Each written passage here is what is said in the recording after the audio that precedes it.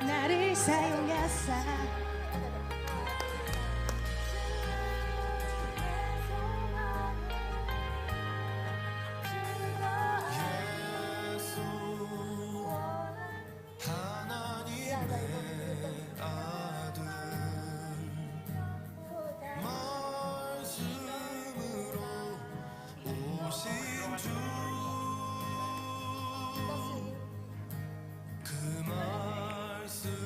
아니 나만 하지 말자. 나 이걸로 그냥 원키로 할게. 아니 뭐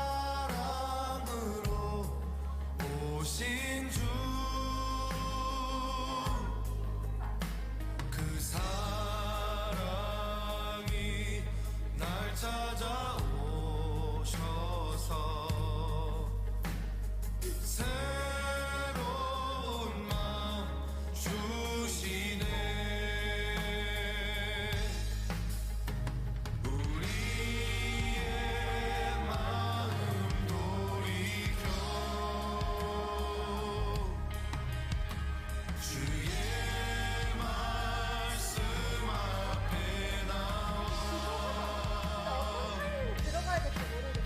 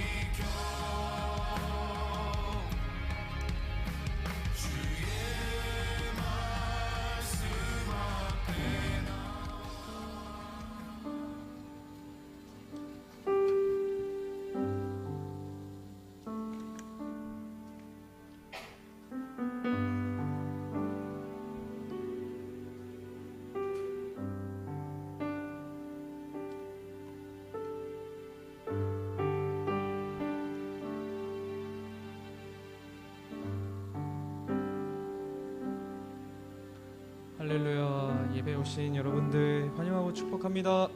환영하고 축복합니다. 우리 사도신경 고백함으로 우리 하나님 앞에 예배하며 나아갑시다. 나는 전능하신 아버지 하나님 천지의 창조주를 믿습니다. 난 그의 유일하신 아들 우리 주 예수 그리스도를 믿습니다. 그는 성령으로 잉태되어 동정녀 마리아에게서 나시고 본디오 빌라도에게 고난을 받아 십자가에 못 박혀 죽으시고 장사된 지 사흘 만에 죽은 자 가운데서 다시 살아나셨으며 하늘에 오르시어 전능하신 아버지 하나님 우편에 앉아 계시다가 거기로부터 살아있는 자와 죽은 자를 심판하러 오십니다. 나는 성령을 믿으며 거룩한 공교회와 성도의 교제와 죄를 용서받는 것과 몸의 부활과 영생을 믿습니다. 아멘.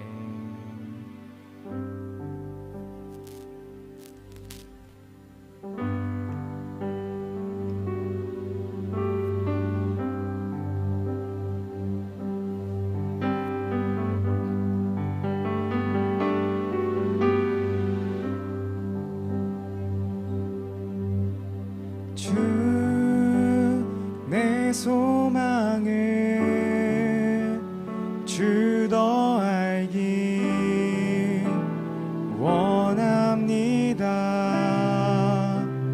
이전보다 더 가까이 가기 원합니다. 오 주의 품에 기대기만 원합니다. 오 주의 품에 기대기만 원합니다. 주의 사랑으로 변화시켜 주시옵소서.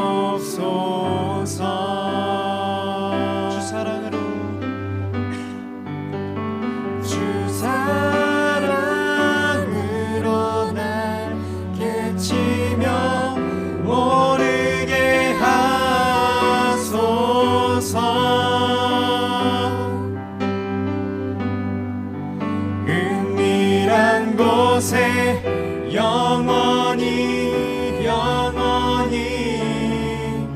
거하게 하소서. 오 주의 사랑, 오 주의 사랑 부끄러워 않겠어요.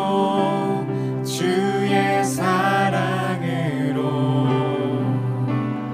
변화시켜 주시옵소서.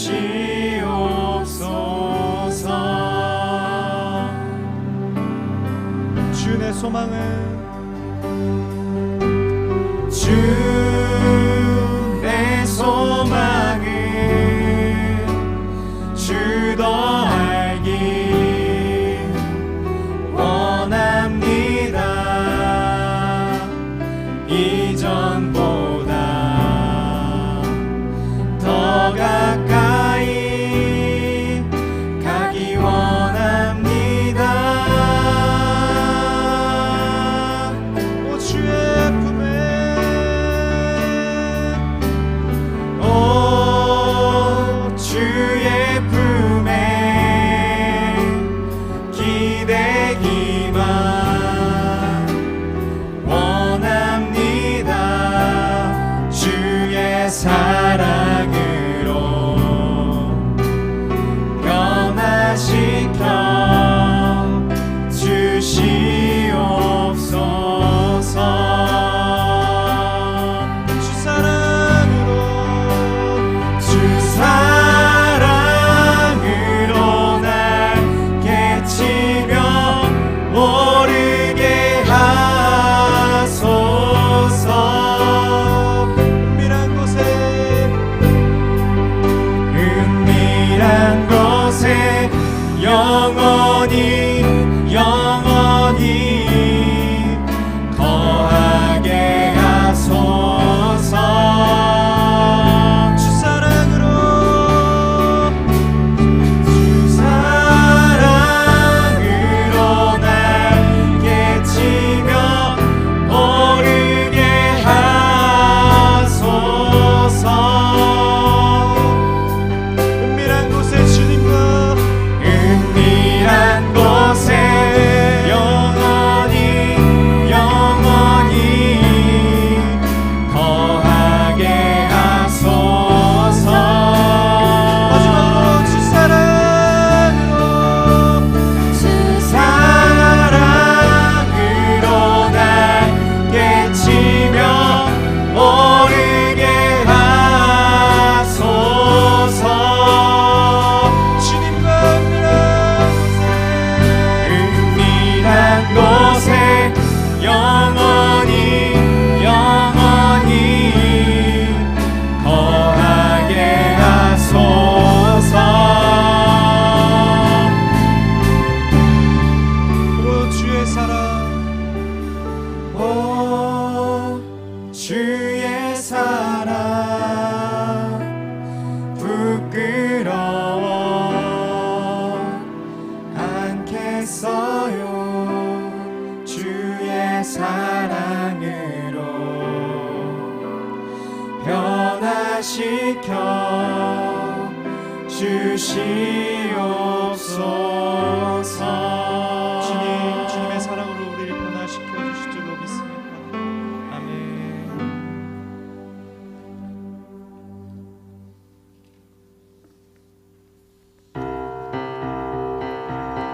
할렐루야. 예수님께서 우리의 증거 되셨습니다. 이젠 우리도 증인으로 살아갈 수 있는 자격이 되었습니다. 믿으십니까? 아멘. 우리 그런 믿음 가지고 하나님께 찬양 올려드립시다. 예수를 나의 구주 삼고 예수를 나의 구주 삼고 성령과 피로써 성령과 비로소 거듭나니 이 세상에서 내 영혼이 이 세상에서 내 영혼이 하늘의 영광 하늘의 영광 누리도다. 온전히 주께 맡긴대요. 온전히 주께 맡긴대요. 사랑의 음성을 듣는 중에 사랑의 음성을 듣는 중에 천사들 왕래하는 것과 천사들 왕래하는 것과 하늘의 영광 보리도다. 이것이 나의 간증입니다. 주님 이것이 나의 간증이요 이것이 나의 찬송일세. 이것이 나의 찬송일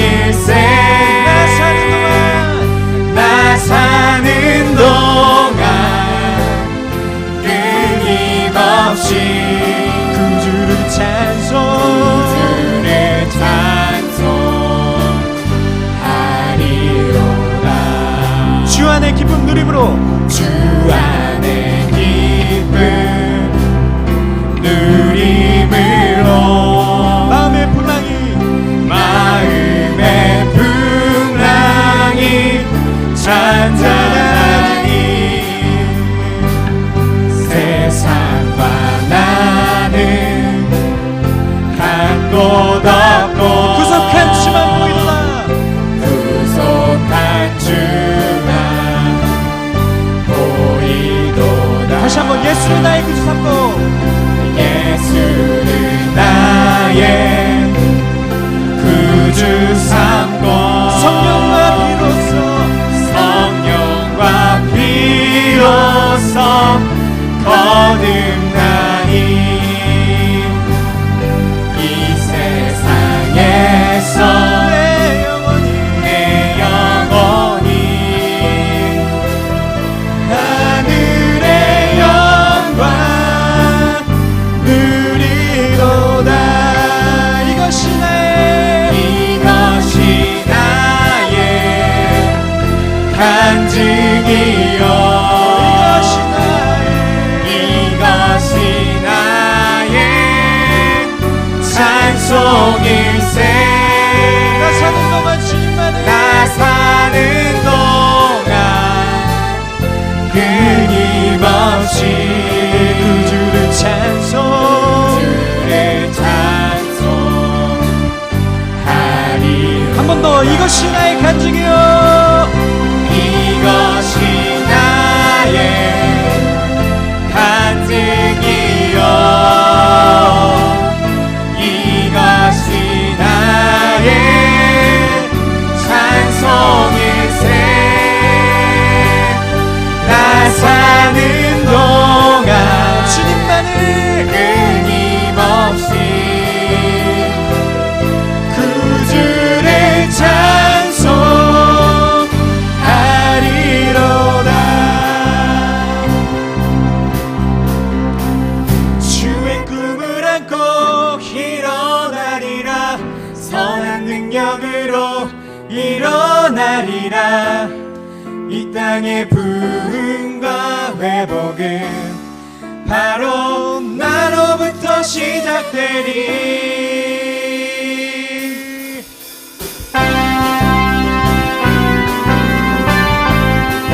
여러분들 일어나서 찬양하시면 더 좋고 박수 치면서 찬양하며 나갑시다 저 높은 하늘 위로 저 높은 하늘 위로 밝은 태양 떠오르듯이 난 주저앉지 않으리 난 주저앉지 않으리 어떤 어려움에도 주의 길을 선택하리 어떤 어려움에도 주의 길을 선택하리 빛 가운데로 걸으리 한 번 더 저 높은 하늘 위로 저 높은 하늘 위로 밝은 태양 떠오르듯이 난 주저앉지 않으리 어떤 어려움에도 주의 길을 선택하리 빛 가운데로 걸으리 주님의 크게 보내 믿음 가지고 세상에 나타내리라 놀라운 주의 사랑을 주의 꿈을 안고 일어나리라 선한 능력으로 일어나리라 이 땅의 부흥과 회복은 바로 나로부터 시작되리 주의 꿈을 안고 일어나리라 선한 능력으로 일어나리라 이 땅의 부흥과 회복은 바로 나로부터 시작되리 주님의 크게 보는 믿음 가지고 세상에 나타내리라 놀라운 주의 사랑을 주의 꿈을 안고 일어나리라 선한 능력으로 일어나리라 이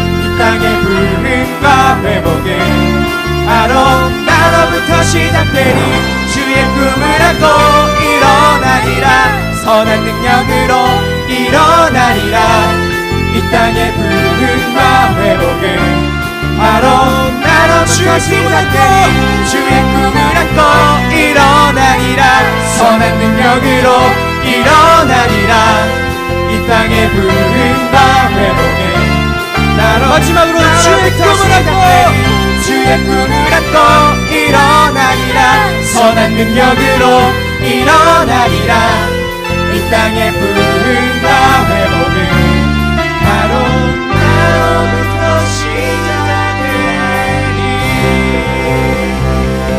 주님 우리부터 시작입니다. 주님 영광 받으시옵소서. 아멘 아멘 주님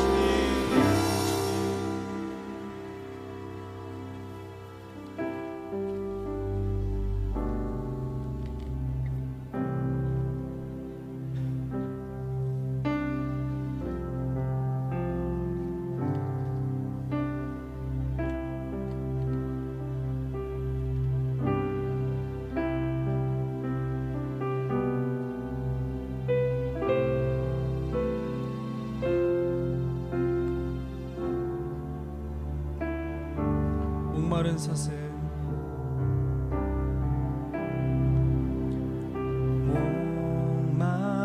목마른 사슴 쉬는 물을 찾아 헤매이듯이 내 영혼 주를 찾기에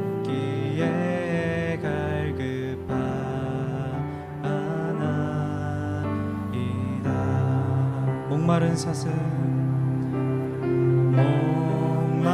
목마른 사슴 쉬는 물을 찾아 헤매이듯이 내 영혼 주를 찾기에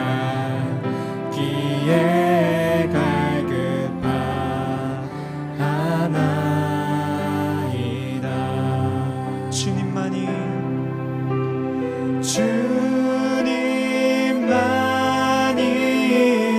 나의 힘 나의 방패 나의 참 소망 나의 몸 청소 나의 몸 정성 다 바쳐서 주님 경배합니다. 우리 2절로 고백하겠습니다. 금보다 귀한 금보다 귀한 나의 주님 내게 만족 주신 주 당신만이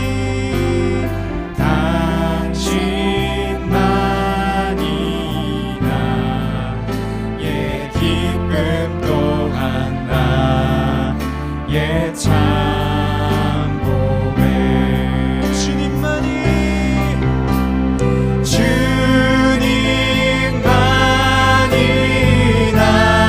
나의 힘 나의 방패 나의 참 소망 주님만이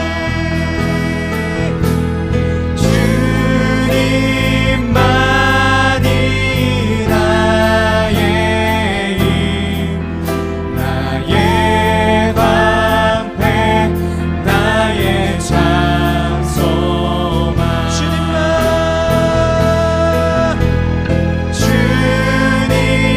나의 힘 나의 방패 나의 참 소망 나의 몸 정성 다 바쳐서 나의 몸 정성 다 바쳐서 주님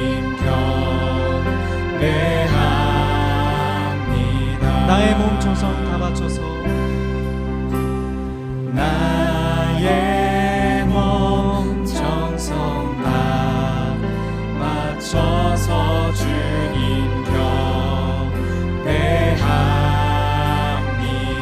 예수의 이름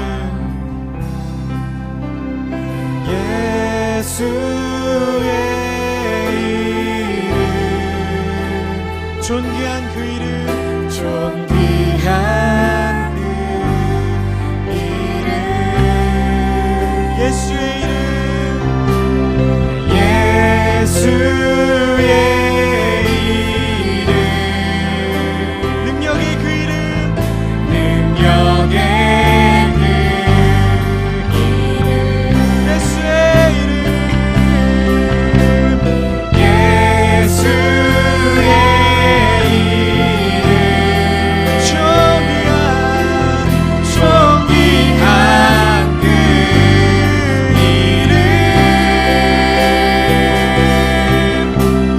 예수의 이름 능력의 그 이름 예수의 이름 예수의 이름 존귀한 그 이름 존귀한 그 이름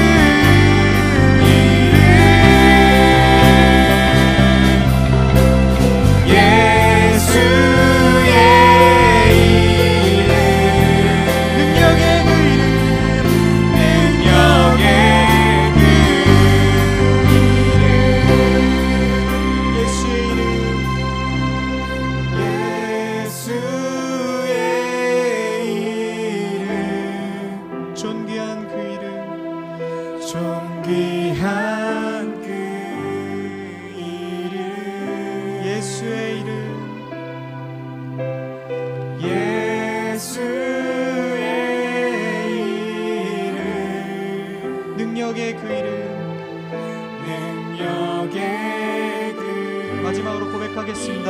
예수의 이름 예수의 이름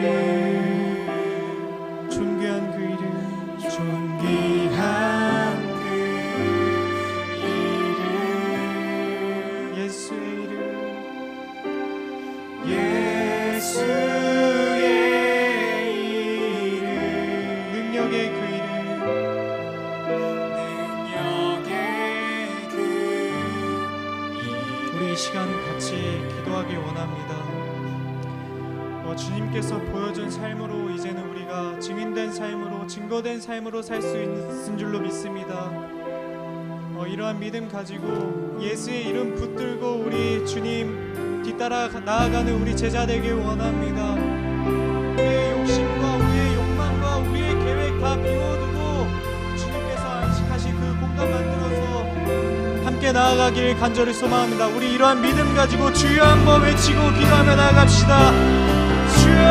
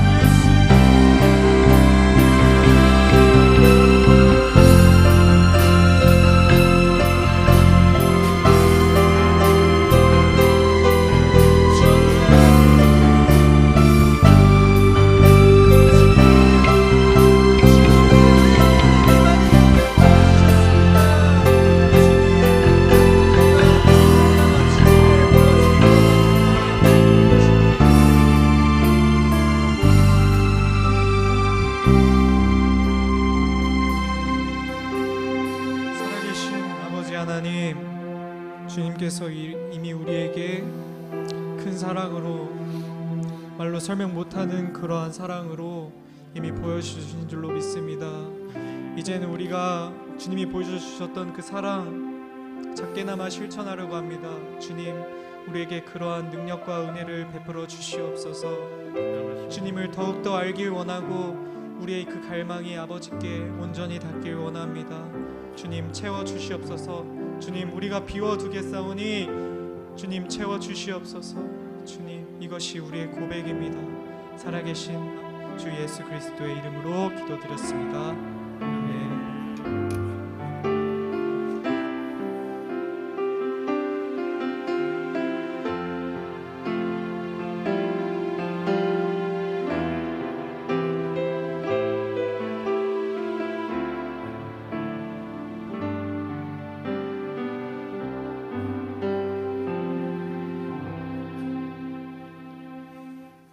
오늘 하나님께서 주시는 말씀은 마태복음 6장 33절 말씀입니다. 제가 가진 성경으로 신약성경 9페이지가 되겠습니다. 신약성경 9페이지 마태복음 6장 33절 말씀입니다. 한 목소리로 봉독하겠습니다. 그런즉 너희는 먼저 그의 나라와 그의 의를 구하라. 그리하면 이 모든 것을 너희에게 더하시리라. 아멘. 주님의 은혜와 평강이 오늘도 청년 3부 예배의 자리에 나오신 여러분 모두에게 가득하시길 예수님의 이름으로 축복합니다. 새로운 라이프 스타일에 대해서 계속 나누려고 하는데요. 오늘은 의지력에 대해서 말씀을 드리고 중요한 일부터 우선순위를 정하는 것에 대한 말씀을 나누려고 합니다. 선제적인 믿음 생활에 대해서 지난번에 말미에 새로운 마음 설교 전에 이렇게 말씀을 드렸었는데요. 선제적인 믿음 생활을 잘 하려면 세 가지를 알아야 된다고 말씀을 드렸는데요. 선제적인 믿음 생활은 성령 안에서 앞으로 이루어질 일을 미리 성령님의 감동 가운데 생각하고 말씀대로 이루어진 것들을 상상하며 우리가 믿음으로 행하는 삶을 말합니다. 미래의 일을 내 기억과 잠재의식에 저장을 하는 거죠. 우리는 기억이라고 하면 과거의 경험에 대한 것이라고 생각을 할 수 있겠지만 아직 일어나지 않은 일을 믿음으로 취하고 그것을 나의 뇌에 기록하면 역시 그게 기억이 되는 것이고 그것을 이름을 붙인다면 미래 기억이라고 할 수 있을 것입니다. 선제적인 이 믿음 생활을 잘 해야 되는데요. 이것을 잘 하려면 세 가지를 알아야 하는데 첫 번째는 과거 기억에 따른 생각으로 현재와 미래를 판단하면 안 됩니다. 구원을 받은 우리는 우리 생각보다 훨씬 더 괜찮은 사람입니다. 지금 우리가 나는이라고 생각하는 그 나는 뇌 기억과 잠재의식 내의 프로그램대로 생각을 하고 있는 겁니다. 그래서 성령님께서 말씀을 떠올려 주시는 대로 말을 바꾸면 우리는 하나님 나라를 세우는 하세사, 하나님 나라를 세우는 사람, 하세사임을 존귀한 하나님의 자녀라는 것을 하나님께서 영의 눈을 밝히셔서 보게 되는 거죠. 두 번째는 목적이 있어야 되죠. 목적. 만일 비전이 없고 그 비전을 이루는 게 목적인데 그 목적이 없으면 우리는 매일 닥쳐오는 일들을 해치워야 되는 본능적인 삶을 살 수밖에 없습니다. 우리는 하나님께서 의도하신 그 계획대로 우리에게 주신 소명을 찾고 이루는 삶을 살아야 하는 겁니다. 그게 비전인 거죠.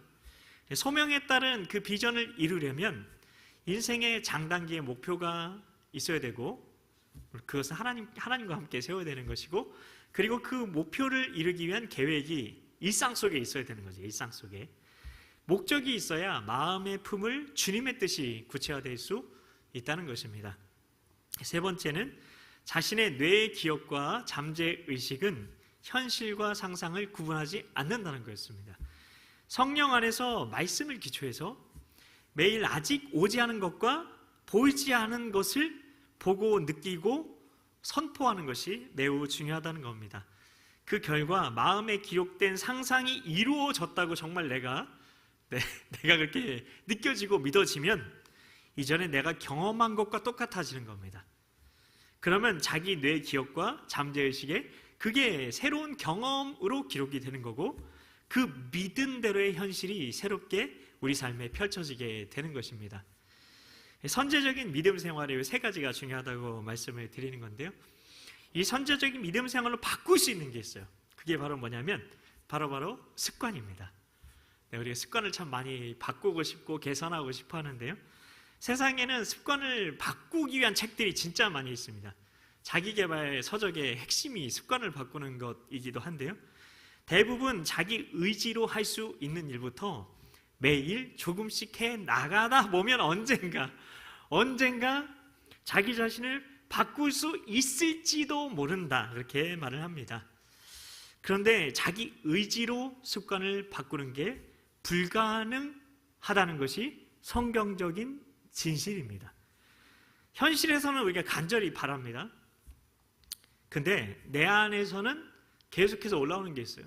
나는 내 습관을 바꾸고 싶어요. 근데 내 속에서는 계속 이런 생각이 나도 모르게, 내 생각으로 구체화되지 않은 어떤 감정과 뭔가 복잡한 뭔가 계속 이렇게 용솟음 치고 있어요. 그건 의심과 불안, 두려움, 그런 초조, 그런 것들인데, 잘 살펴보면 이런 것들이에요. 안 될 거야. 그런 일은 안 일어나.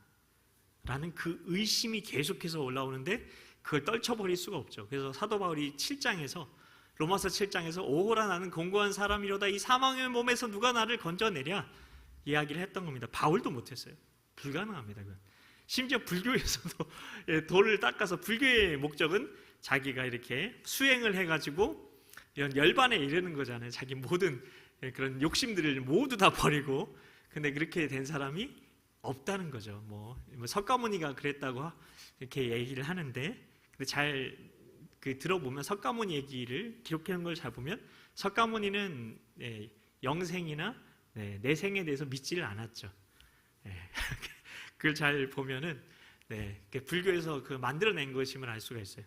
그래서 우리 잠재의식이 중요한데, 그 잠재의식 안에는 간절히 바라는 것이 이루어진 경험이 없기에, 그 경험이 없어요.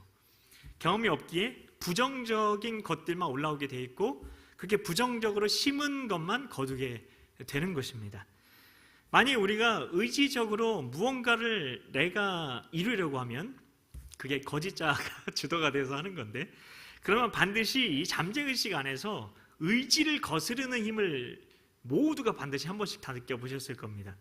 의지적인 변화의 노력은 뇌에 경험된 기억과 잠재의식에서 올라오는 그 의지를 거스르는 그 힘, 의지를 거스르는 힘, 잠재의식에서 올라오는 의지를 거스르는 힘을 결코 이길 수가 없다는 겁니다. 아무도 이길 수가 없어요. 결국 그것이 대표적으로 나타나는 게 요요 현상이죠. 요요 현상. 이것의 습관에 대해서 말하는 책에서는 이야기해주지 않습니다. 왜 얘기해주지 않을까요? 안 팔리니까. 그러면 그 책 안 살 테니까. 기존에 해오던 대로 하고 싶어하는 그 마음의 욕구는 뇌와 잠재의식에 언제나 존재하고 있어요. 그래서 외부에서 살짝 건드려주기만 하면, 그것을 건드린 스위치가 있는데, 나도 모르는 그 스위치가 있어요. 누가 와서 건드려주기도 하고 어떤 환경이 갑자기 그걸 건드려주기도 하는데, 그러면 자동적으로 그건 작동을 하게 되어 있습니다. 그래서 습관을 바꾸려면 불굴의 의지력이 필요한 게 아니라 긍정적인 의지가 필요하다고 말할 수 있어요. 긍정적인 의지. 왜냐하면 우리 안에서 부정적인 의지가 계속 올라오니까. 그래서 불굴의 의지는 인내심에서 나오는데, 긍정적인 의지는 아까 말씀드렸던 세 가지 선제적인 믿음에서 나오고 자랍니다.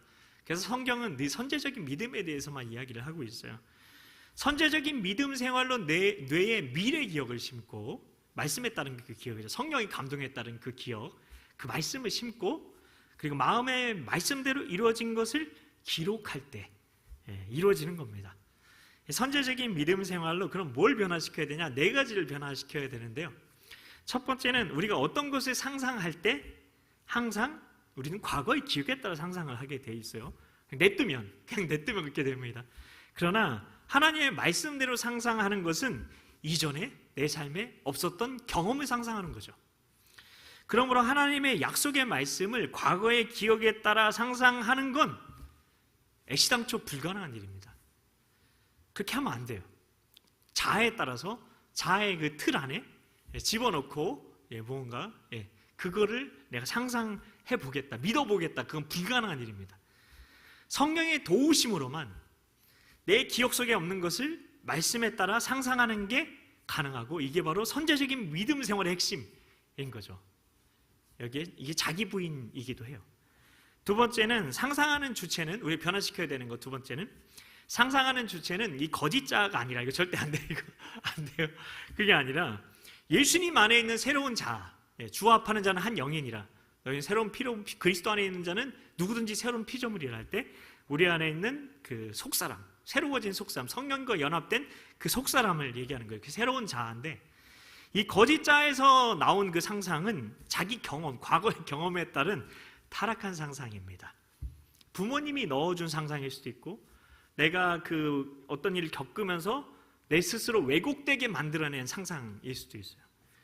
그러나 예수님 안에서 새로운 피조물로서 말씀대로 상상하는 건 하나님의 뜻을 이루고자 하는 거룩한 상상입니다.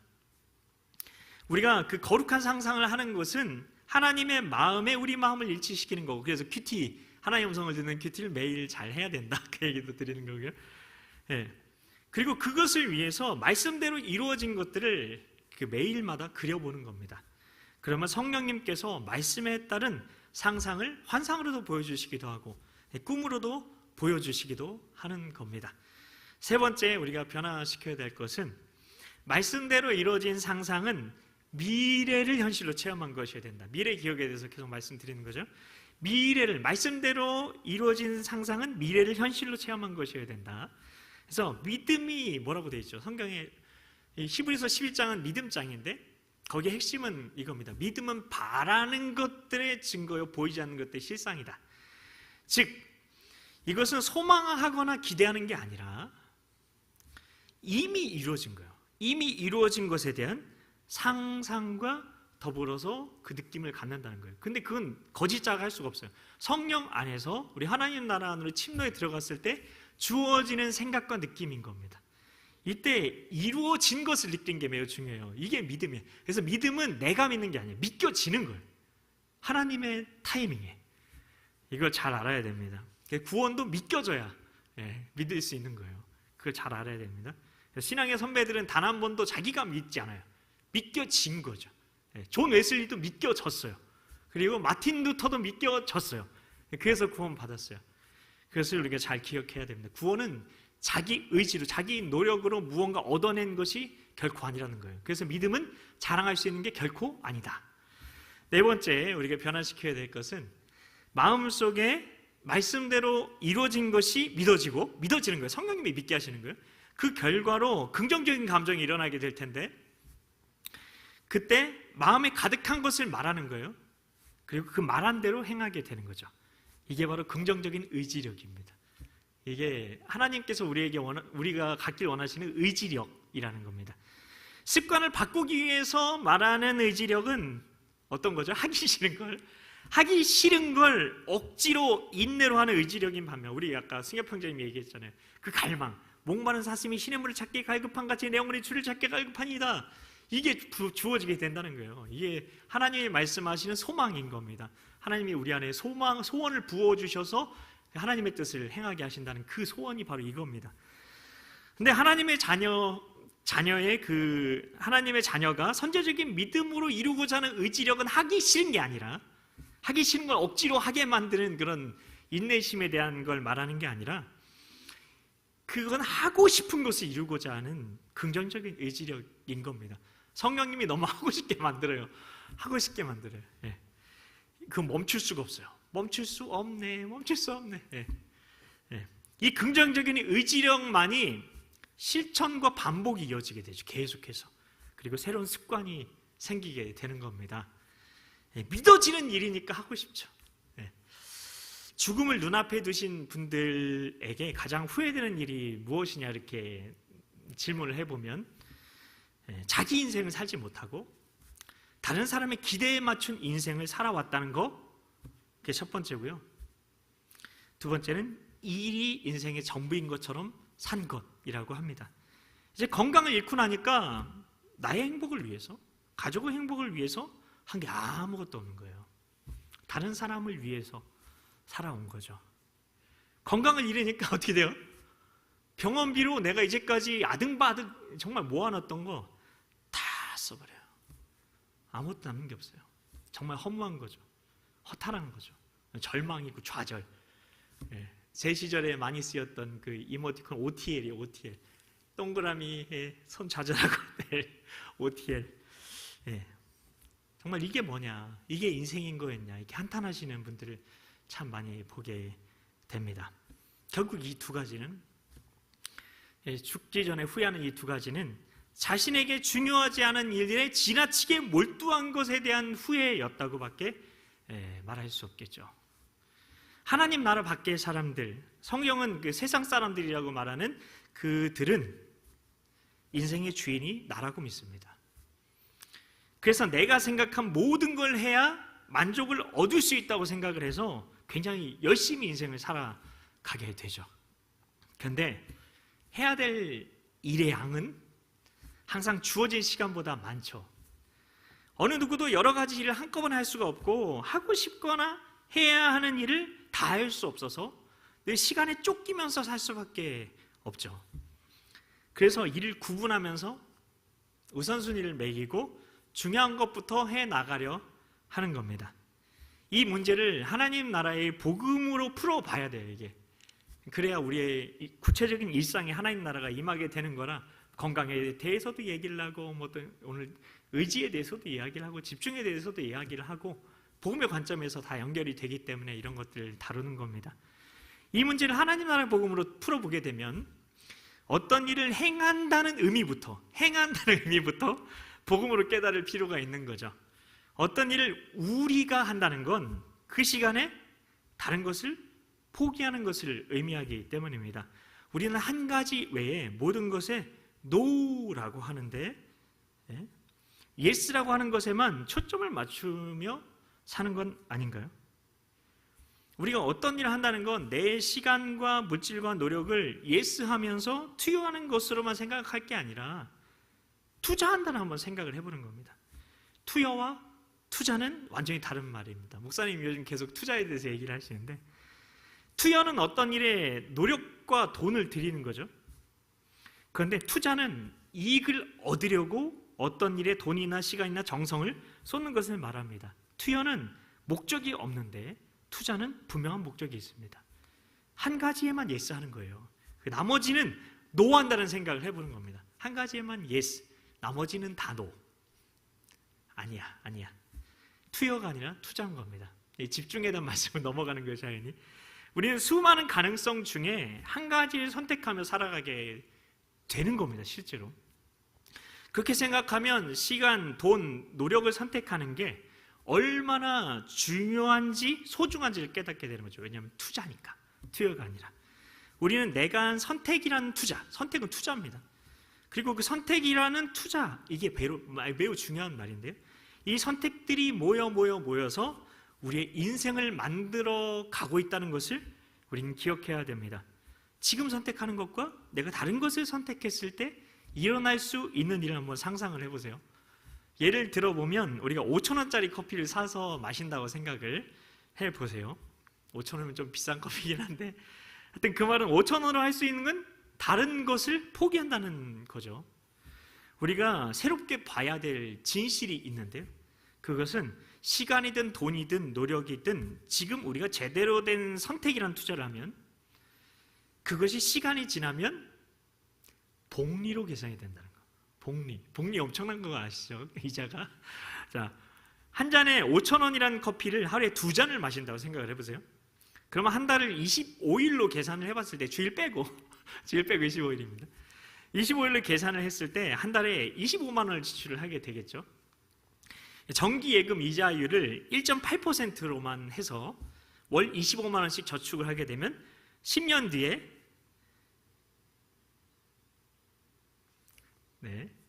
3,284만 2,652원이 되고요.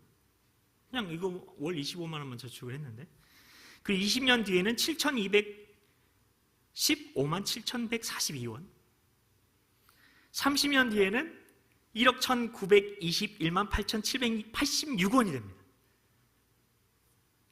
선택과 시간은 그 사람의 인생을 결정하게 된다는 거예요.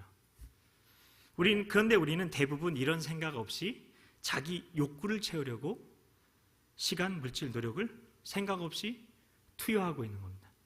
투여. 낭비인 거죠. 5,000원짜리 커피를 마시지 말아라 그런 이야기 드리는 거 절대 아니고요. 이미 예상되는 문제를 회피하려고 하거나 순간의 욕망을 채우려고 함부로 투입을 하게 되면, 투자가 아니라 투입을 하게 되면 결국에는 아주 값비싼 대가를 치를 수밖에 없다는 겁니다.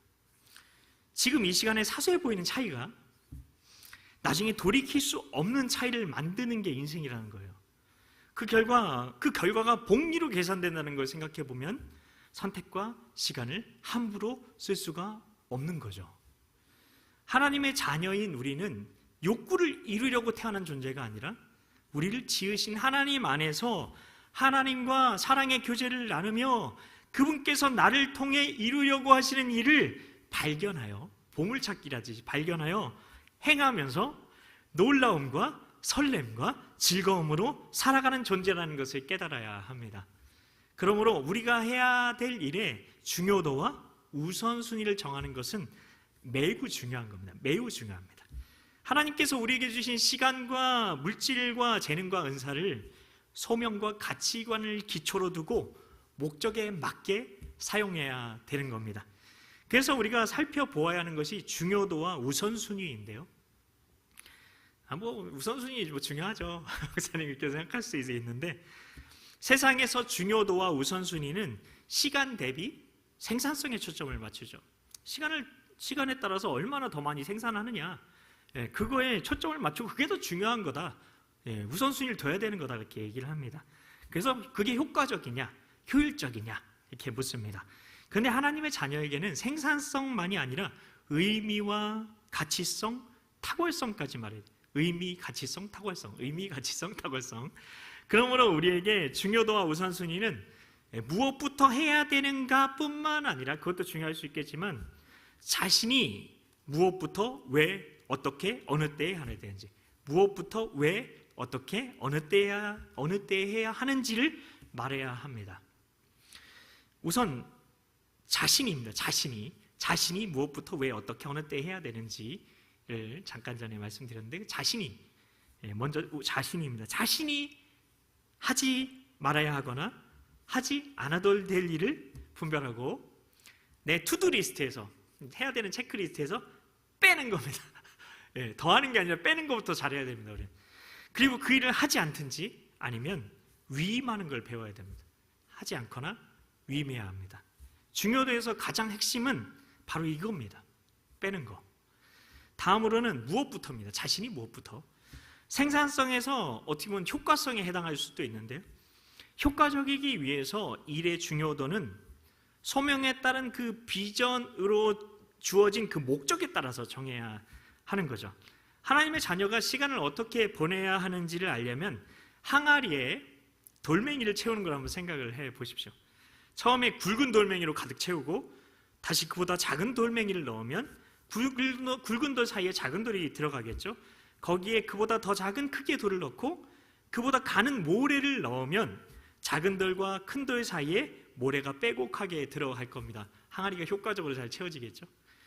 마지막으로 거기에 물까지 부으면 모래 사이에 물까지 가득 차게 되는 건데요, 하루를 보내는 방법을 이 비유에 따라서 생각을 해보는 겁니다. 그러면 우리가 무엇을 배울 수 있을까요? 하루를 보내는 방법을 이 비유에 따라 생각을 해보면 무엇을 배울 수 있을까? 우리가 아무리 일정이 바쁘고 업무로 꽉 차 있어도 다 그렇게 살아가잖아요. 그래도 정말 우리가 원하면 짜투리 시간이라도 내서 무엇이라도 내가 더 할 수 있어, 더 할 수 있어 라고 생각을 할 겁니다. 그런데 그보다 먼저 우리가 정말 알아야 되는 것은, 처음에 큰 돌부터 넣지 않으면 나중에는 더 넣고 싶어도 넣을 수가 없는 겁니다. 큰 돌은 내 인생에서 가장 중요한 돌이라고 할 수 있어요. 중요한 것들이라고 할 수 있는데요, 자꾸 사소한 일에 매여서 시간을 보내버리면, 그 시간이라는 그 자원을 써버리면 정작 중요한 돌을 내 오늘의 인생의 항아리에 넣을 수가 없어요. 정작 해야 되는 일은 못하고 짜잘한 일에 늘 쫓기듯 살 수밖에 없는 겁니다. 그러면 나중에 아무것도 남길 수 없는 삶을 살게 되는 거죠. 근데 많은 사람들이 한 번밖에 주어지지 않고 다시 돌이킬 수 없는 시간인데, 그것을 잘 보내려고 생산성만 높이는 방법을 생각합니다. 그러나 하나님의 자녀는 자기 목적과 역할에 따라서, 왜냐하면 그게 소명과 연결된 비전, 소명을 이루는 삶이니까, 그것에 따라서 가장 능률이 오르고 가장 에너지가 넘치는 시간대에 가장 큰 돌부터 집어넣는 것을 배워야 하는 겁니다. 이 부분은 나중에 좀 더 얘기를 할 거예요. 세 번째로는 왜입니다. 자신이 무엇을 왜. 자, 왜는 의미와 가치성에 대한 겁니다. 어떤 일을 할 때 자신의 가치관과 목적에 맞는 일이 두 가지가 있어요. 그러면 무엇부터 해야 될까요? 우선 그 일이 미래에 어떤 영향을 미치는지를 한번 생각을 해보는 거예요. 지금 그 일을 해서 미래에 더 많은 올바른 보상이 돌아오는 일이 무엇인지 판단을 하는 겁니다. 말씀 안에서. 올바른 보상이란 실제적인 일의 열매뿐 아니라 의미와 가치 있는 일에 대한 주님도 만족하고 나도 만족하는 그 만족을 주는 그것을 말하는 겁니다. 네 번째로는 어떻게입니다. 어떻게, 자신이 무엇을 왜. 네 번째로 어떻게. 이것은 효율성에 해당하는데요, 주어진 시간 내에 우리가 효율성을 막 올리려면 우선순위를 정해야 되고, 이를 위해서는 경험의 법칙을 활용하면 좋을 수 있죠. 경험의 법칙. 여러분 파레토의 법칙 들어보셨죠? 네. 이탈리아 경제학자 빌 프레도 파레토가 주장을 했는데 20-80 법칙이라고도 하는데요, 이 파레토의 법칙은 실제로 다양한 분야에서 사실인 것으로 판명이 났는데요, 예를 들어보면 고객 또는 상품의 20%가 매출의 80%를 올린다. 네. 그리고 회의 시간 20%가 결론의 80%를 차지한다. 그리고 인간관계의 20%가 개인 행복의 80%를 만든다. 그리고 전체 제품의 20%를 생산하는데 생산 원가의 80%가 들어간다. 이런 예들이 있는데요, 이 법칙으로 우리가 알 수 있는 건 해야 한다고 생각하는 일들을 주어진 시간에 다 할 수 없어서 자기 일을 분석해보고 적합한 방식을 선택하고 시간과 에너지를 잘 투입해서 본인이 가진 20%만 쏟아부어도 전체 결과의 80%를 얻을 수 있도록 해야 한다는 겁니다. 이런 삶을 살아야 한다는 겁니다. 최소한의 시간과 노력인 20%로 최대한의 결과인 80%를 얻게 해야 한다는 겁니다. 예를 들어보면 오늘 나의 일과를 10시간으로 정하면 일과 중에 20%는 몇 시간이죠? 2시간이죠. 2시간. 이 2시간을 투자를 해서 내가 계획한 목적의 80%를 달성할 수 있는 일이 무엇인가, 방법이 무엇인가, 거기 하나에 집중해서 하는 겁니다. 이렇게 일을 하면 핵심적이고 중요한 일부터 하게 되고 80% 이상을 달성한 뒤에는 여유를 가지고 완성도를 높일 수가 있고 향상 목표인 내가 목표하고 있는 그 100%보다 더 높은 것이 달성되는 놀라운 경험을 하게 된다는 것입니다. 그런데 우리가 열심히는 하지만 중요도와 우선순위에 대한 판단 없이 하게 되면 마감 시간이 다 되었을 때에야 80%가 완성이 돼서 완성도는 당연히 떨어지고 늘 마감에 쫓기게 되고 계획한 이상은 결코 달성할 수 없게 되는 거죠. 불만족스러운 직원이 되는 겁니다. 다섯 번째는 어느 때에입니다. 어느 때에. 이것은 타이밍에 대한 거라고 할 수 있는데요, 우리가 일반적으로 어떤 일을 하게 되면 주변 상황을 고려를 해서 가장 좋은 시기를 결정하는 걸 타이밍이라고 하죠. 우리가 풍성한 삶을 사는 핵심은 타이밍이라고 볼 수가 있습니다.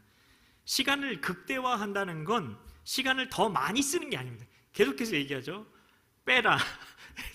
다 쓰는 게 아니라 집중해라. 시간을 극대화하는 건 더 많은 시간을 내가 소모하는 게 아니라 타이밍을 찾는 데 있습니다. 하나님의 자녀에게 타이밍은 하나님의 때에 대한 겁니다. 우리는 일직선상의 그 시계의 시간에 내 노력으로 어떤 일을 효율적으로 하려고 합니다.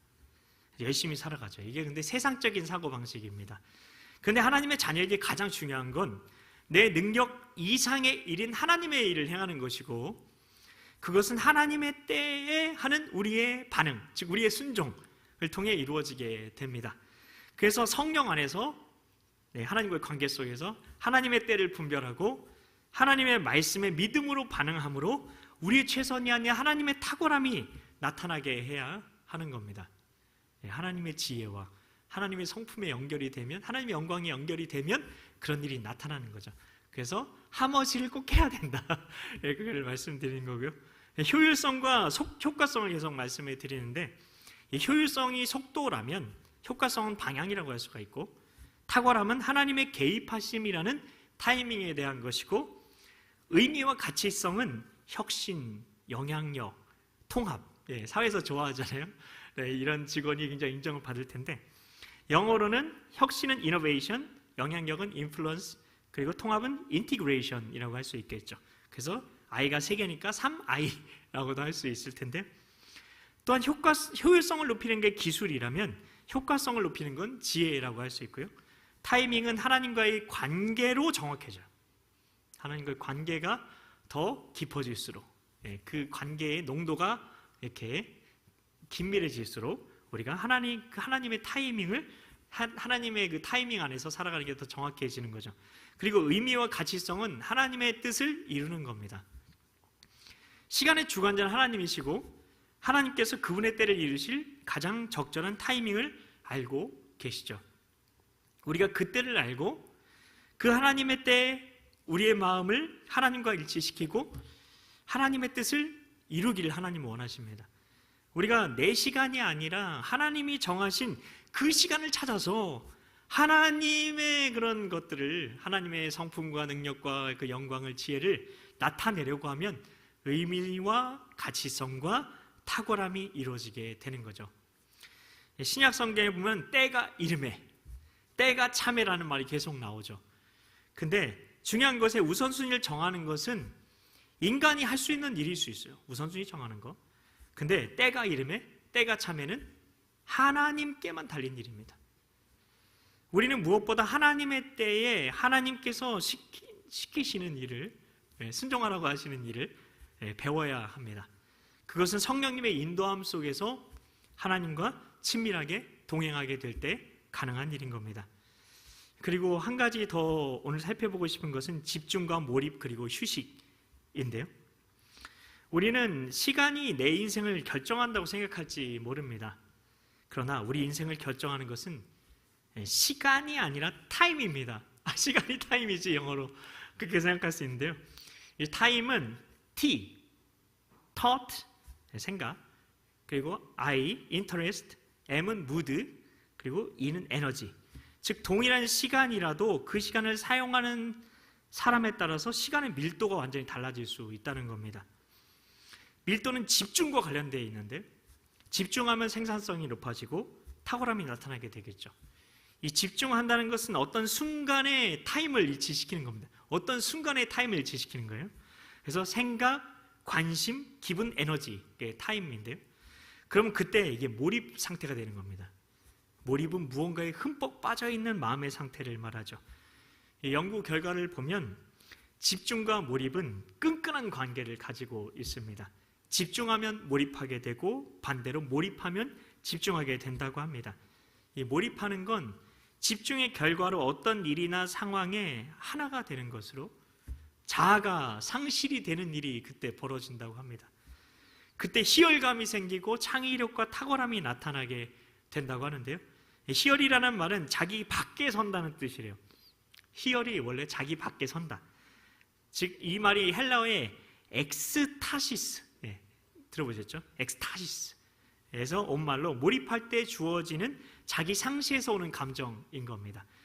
몰입하기 때문에 일의 효율성은 당연히 높아질 거고, 마음이 홀가분해지니 스트레스를 덜 받게 될 거고, 뇌가 외부에서 오는 방해 요인을 자동으로 차단하게 되고 잡생각과 공상들이 사라지고 지금 이 순간에 정신이 집중해서 시간 감각은 무뎌지고 내가 하는 일이 마치 저절로 되는 것 같은 느낌이 들고 한 가지 일에 집중할 때 도파민과 엔돌핀이 나와서 행복감을 주고 에너지가 방전이 아니라 계속 집중하고 있는데 에너지가 오히려 충전되는 것을 느끼게 되는 경지를 얘기하는 거죠. 그럼 어떻게 집중할 수 있을까? 몰입할 수 있을까 싶은데요. 오늘날 삶은 내 외부적인 이유로 주의력이 분산이 되고 외부 자극에 의해서 과도하고 불필요하고 사실이 아닌 잡생각들과 여러 망상과 그리고 그런 공상에 이끌리는 삶을 산다고 할 수가 있어요. 산만함과 잡념에 중독되는 삶을 사는 거죠. 그래서 많은 현대인들이 내가 ADHD 아닌가 그런 생각을 하기도 합니다. 그 영상도 되게 많아요. 성인 ADHD 판별법 그런 것도 많은데요.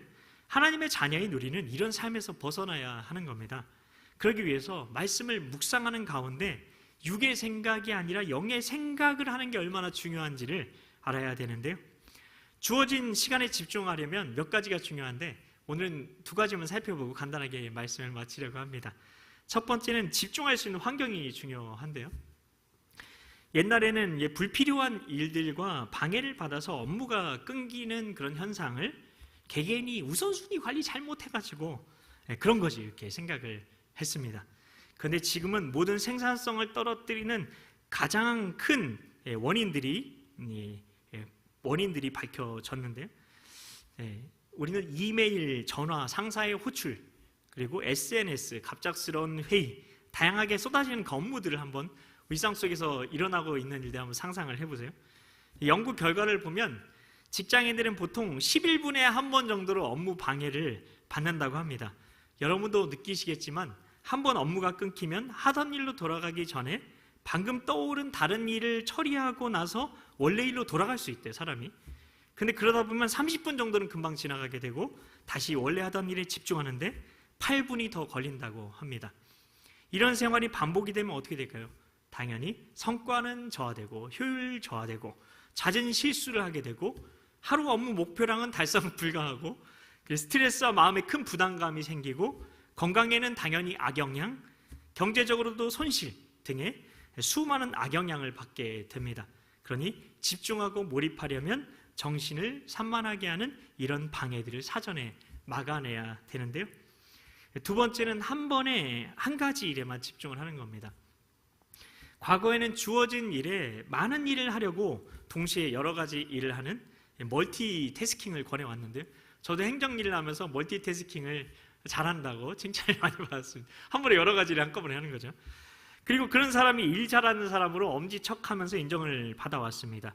그런데 연구를 해보니까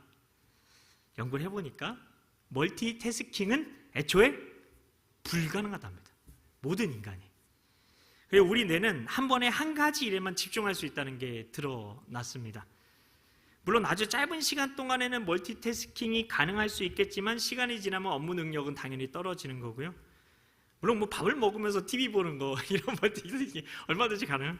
양치질하면서 인터넷 신문 기사 본다거나 자신의 의식과 상관없이 잠재 의식 안에 이미 프로그램되어 습관화되어 버린 건 특별하게 주의력이 없어도 멀티태스킹이 가능하죠.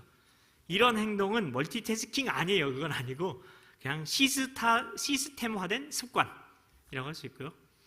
잘 조합이 된 사고와 행동이라고 볼 수 있는데 이것은 불필요한 시간을 줄이는데 효과적이라고 할 수 있습니다.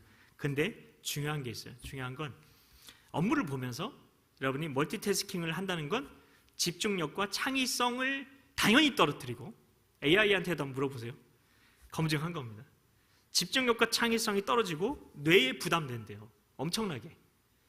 그리고 기억력 감소시키고요. 그리고 업무 수행 능력을 극도로 저하시킨대요. 절대 하면 안 돼요. 특히 기억력 감소는 왜 그럴까 싶을 수 있는데 여러 정보를 우리가 동시에 처리하려고 하잖아요. 그러면 정보가 장기 기억으로 저장이 되지 않을 가능성이 아주 높답니다. 그래서 깜빡깜빡 하는 거예요. 그래서 일을 하면서 내가 여러 가지 일을 정말 바쁘게 열심히 하는데 자꾸 깜빡깜빡해요. 그러면 내 머리 꿀밤 때리고 내가 부족한가 보다, 내가 못났나 보다, 그게 아니에요. 일이 너무 많은 거예요. 당연히 그렇게 된대요. 근데 신기한 것은 현대인들이 멀티태스킹을 자꾸 선호한다고 합니다. 왜 그러냐면요, 멀티태스킹이 아편이라는 마약을 흡입했을 때와 비슷한 정도의 뇌에 쾌감을 준다고 합니다. 새로운 것에 대한 자극은 뇌세포에 도파민을 생성을 하고 그 물질은 긍정적인 기분을 만들어낸다고 합니다. 그러니까 우리 뇌는 새로운 자극을 느껴서 기분이 좋지만 집중력은 점점 잃어가는 겁니다. 집중력을 잃어가는 거예요. 전자기기를 동시에 쓰는 멀티태스킹도 많이 하시잖아요. 그거 하면서 그것이 뇌에 미치는 영향을 조사한 연구 결과도 있는데요. 전방 대상 피질의 크기가 줄어들었다고 합니다. 이 전방 대상 피질은 뇌 전두엽에 위치해 있는데요. 주의력 조절, 인지 컨트롤, 감정 조절, 의사 결정, 사회적 행동과 관련된 중요한 역할을 한다고 합니다. 근데 인지 컨트롤은 뭐 좀 추상적일 수 있는데, 방해 요소를 제거하고, 예를 들어서 책을 집중해서 내가 읽는데 옆에서 들리는 소음에 연연하지 않고 독서에 집중을 하게 되는 거 있잖아요. 습관적인 행동을 억제를 또 하게 해주는데, 예를 들어서 다이어트 중인데 눈앞에 치킨이 있어. 먹고 싶은 충동을 억제하고 참는 행동을 도와주는 역할을 한다고 합니다. 그리고 또 작업 전환을 돕는데요. 예를 들어서 한 가지 일을 하다가 다른 일로 넘어갈 때 효과적으로 주의를 전환하게 돕는 걸 말하고요. 또 문제 해결을 돕는데요. 그게 예를 들어서 복잡한 문제를 풀 때 다양한 가능성을 고려하고 불필요한 정보는 걸러내고 최적의 해결책을 찾는 과정을 관리하는 겁니다. 굉장히 중요하죠. 그리고 아까 사회적 행동에 대해서 말씀을 드렸는데, 사회적 행동은 공감과 다른 사람의 고통을 인식하는 거, 여러 사람과의 갈등 해결, 다른 사람의 표정, 목소리 톤 등을 사회적인 신호라고 하는데, 이런 것을 통해 다른 사람이나 감정이나 의도를 예측하는 것이라고 합니다. 굉장히 그래서 중요한 게 전방 대상 피질인 겁니다. 근데 뭐 때문에 문제가 생긴다고요? 뭐 때문에 문제가 생긴다고요? 전자기기를 동시에 사용하면 망가진답니다. 그게 어떤 건가 궁금하죠? 그럼 내가 어떻게 하는 게 전자기기를 동시에 사용하는 건가? 그럼 TV 보면서 스마트폰으로 SNS 하고 계신 분 계시지 않나요? 컴퓨터로 문서를 작성하면서 다른 화면으로 절반 나눠가지고, 아니면 그 듀얼 모니터로 해서 스마트폰으로 통화하면서, 컴퓨터로 문서를 작성하면서 다른 화면으로 유튜브 보고 계시지 않습니까? 스마트폰으로 통화를 하면서 태블릿으로 검색하고 계시지 않습니까? 게임 중에 스마트폰 알림을 확인하고 다시 게임으로 돌아오는 것도 전자기기 동시 사용에 해당한다고 합니다. 운전 중에 핸즈프리로 통화하면서 내비게이션 보는 것도 그렇다고 합니다. 이런 것들이 큰일 날 행동들이라는 거죠. 형제자매 여러분, 오늘 우선순위 중에 집중에 대해서 전반부 말씀을 나눴는데요. 우리가 하나님께서 말씀하시는 먼저 그의 나라와 그의 의를 구하는 하나님 나라가 우선순위가 되지 못하는 그 이유에 대해서 다음 주까지의 그 말씀들을 듣고 우리가 적용하는 것을 통해서 하나님 나라를 일상에서 진짜 살아내는 새로운 하나님 나라의 라이프 스타일을 우리가 더욱더 세워 나가는 우리가 되었으면 좋겠습니다. 우리 같이 예수 늘 함께 하시네라는 그 찬양을 같이 하면서 오늘부터는 다시 통성기도로 돌아간다고 말씀을 드렸습니다. 통성기도 하겠습니다.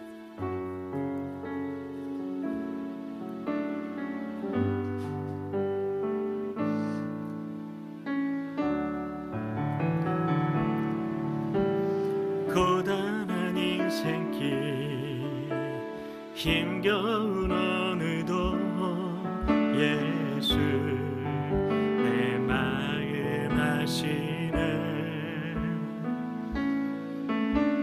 지나간 아픔도 마주할 세상도 예수 내 마음 아시네. 하루를 살아도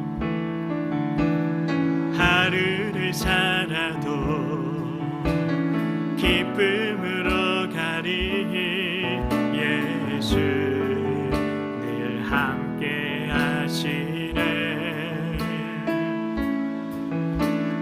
후회도 염려도 온전히 맡기리. 예수 늘 함께 하시네. 믿음의 눈 들어 주를 보리. 이 또한 지나가리라. 주어진 내 삶의 시간 속에 주의 뜻 알게 하소서. 믿음의 눈 들어 믿음의 눈 들어 주를 보리. 이 또한 지나가리라. 주어진 내 삶의 시간 속에 주의 뜻 알게 하소서.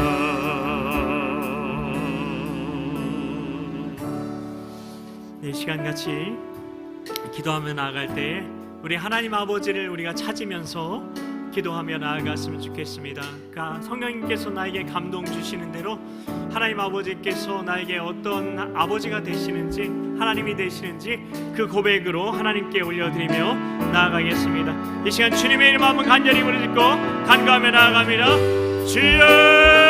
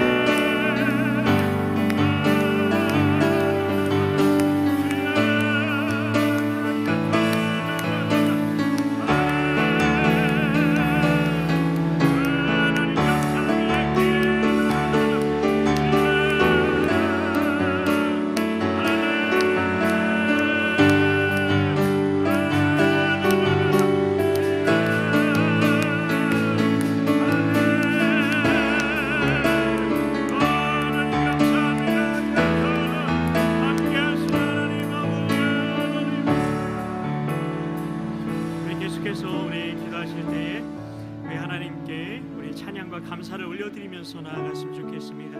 이 시간에 주님의 이름 한번 간절히 부르짖고 하나님께 우리의 찬양과 감사를 올려드리며 나아갑니다. 주여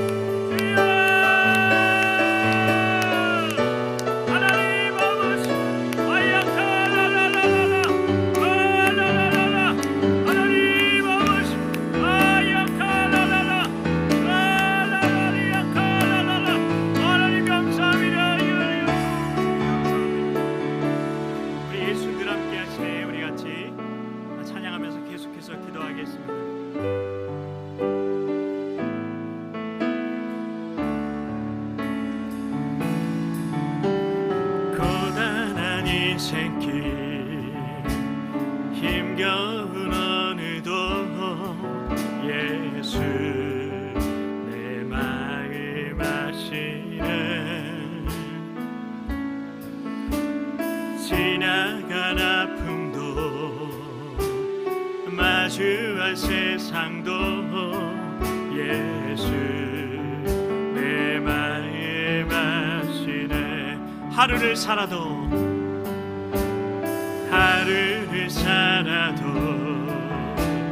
기쁨으로 가리 예수 늘 함께 하시네. 구애도 염려도 온전히 맡기리 예수 내 함께 하시네.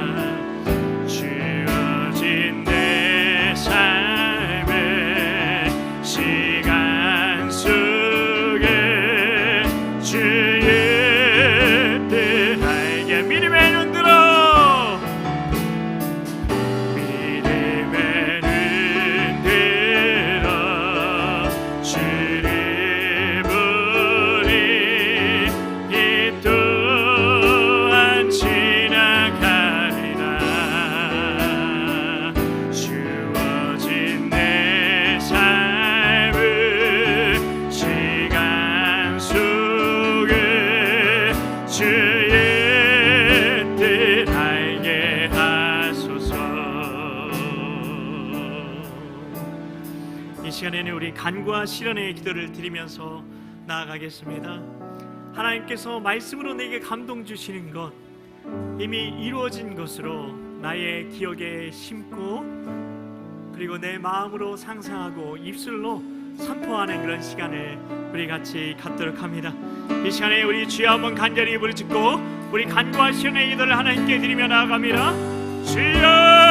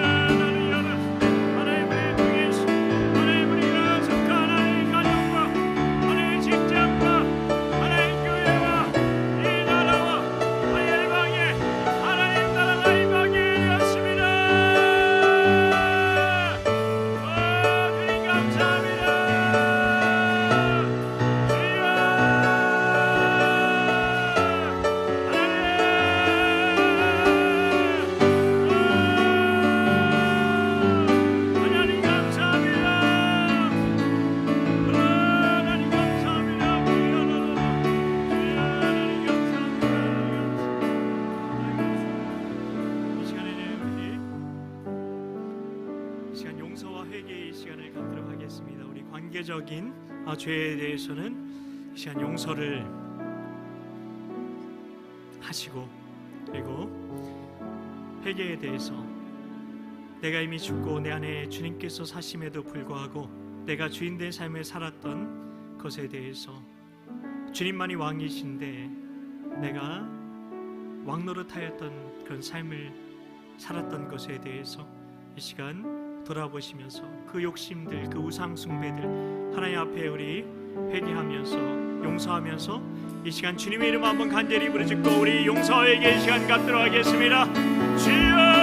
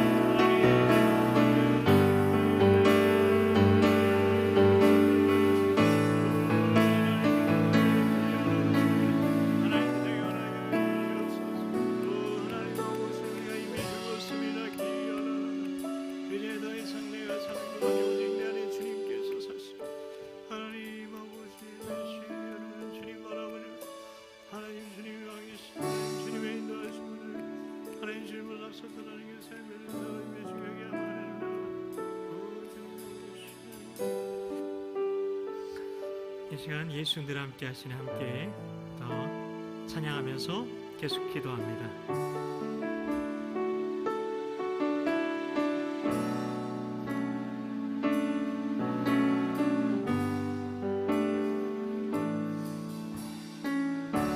고단한 인생길,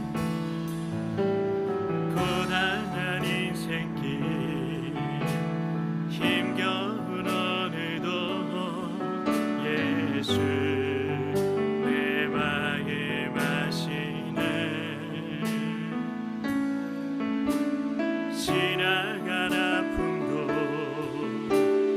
마주할 세상도 예수 내 마음 하시네. 하루를 살아도 하루를 살아도 기쁨으로 가리. 예수 늘 함께 하시네. 후회도 염려도 온전히 맡기리.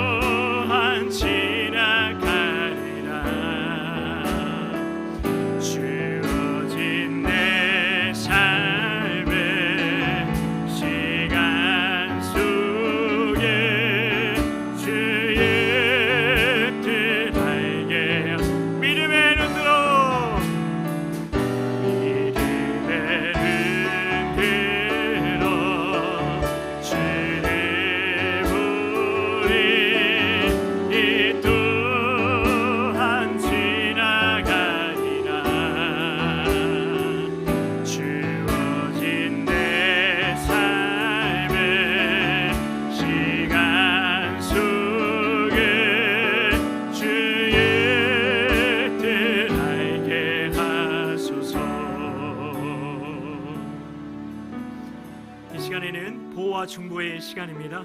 그래서 예수 그리스도의 그 권세 있는 이름과 주 예수 그리스도의 보혈의 능력 의지하여서 나 자신과 하나님께서 생각나게 하시는 그 영혼들 가운데에 하나님의 보호하심을 위해서 기도하시고 또 중보하는 시간을 갖도록 하겠습니다. 이 시간에 주여 한번 간절히 부르짖고 간구하며 나아갑니다. 주여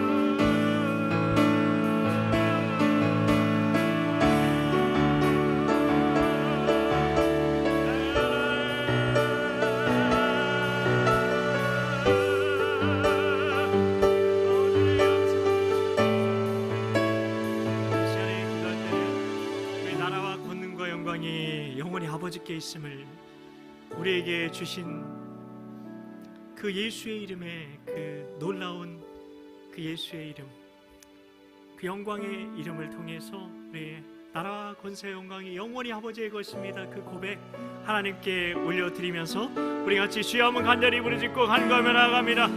주여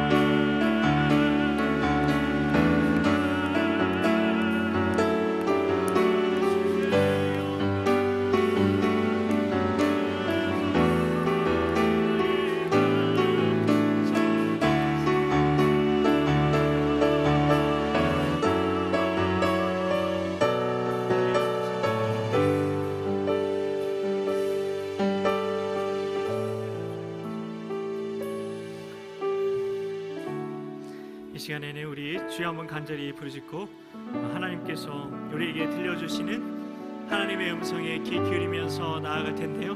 침묵 가운데 하나님의 음성을 듣기 원하시는 분은 침묵 가운데 주님 앞에 나아가셔도 좋겠습니다. 이 시간에 주여 한번 간절히 부르짖고 우리 간구하며 나아갑니다. 주여, 주여.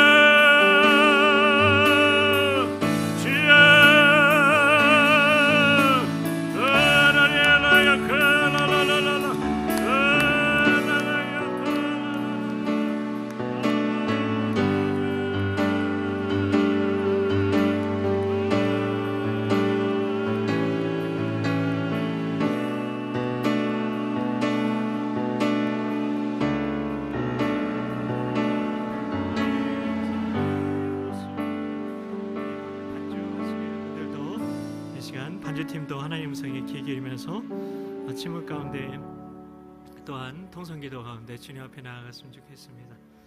하나님 감사합니다. 하나님 아버지, 주의 임재 앞에 잠잠히 하나님 나아갑니다. 주님 감사합니다. 하나님 앞에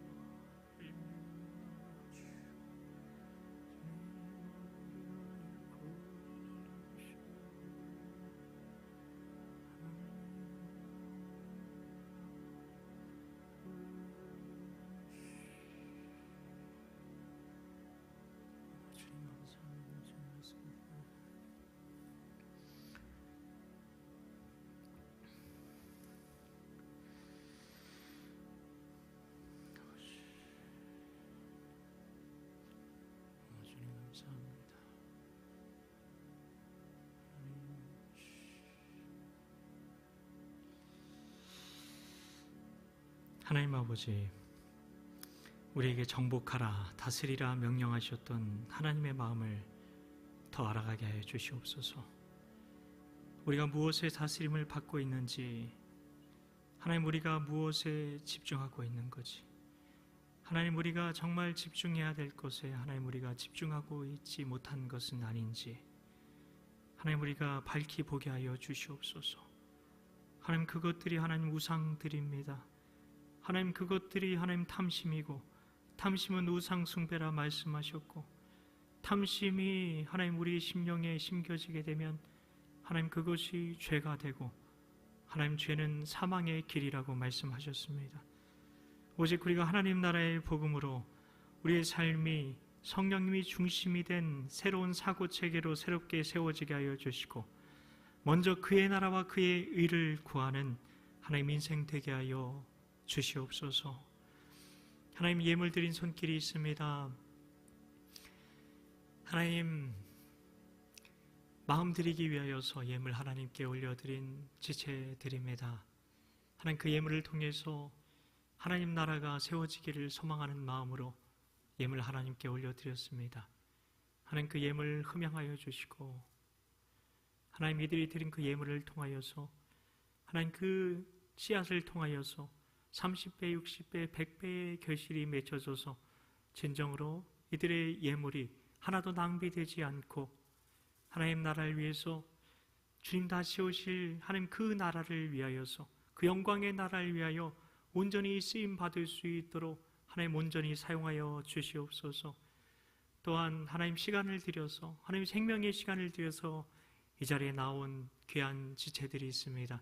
피곤한 가운데도 하나님 너무나 바쁜 가운데도 해야 할 일들이 많이 있음에도 불구하고 그 생명의 시간을 주님께 드렸습니다.